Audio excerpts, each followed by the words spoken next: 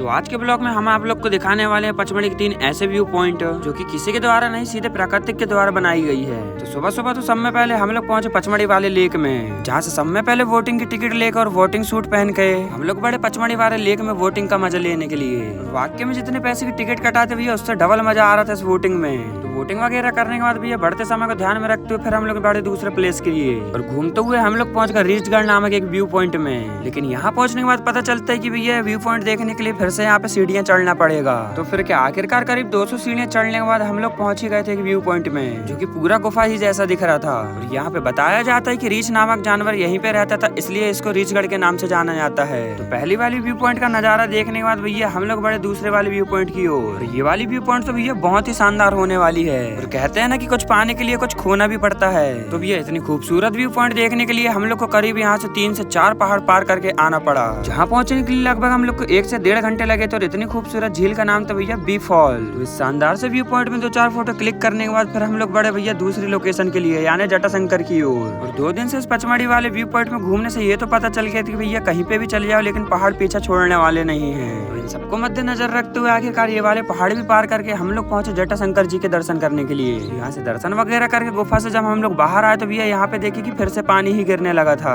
तो कुछ देर वेट करने के बाद आखिरकार पानी भी बंद हो जाता है और हम लोग पहुंच जाते हैं अपने होटल में।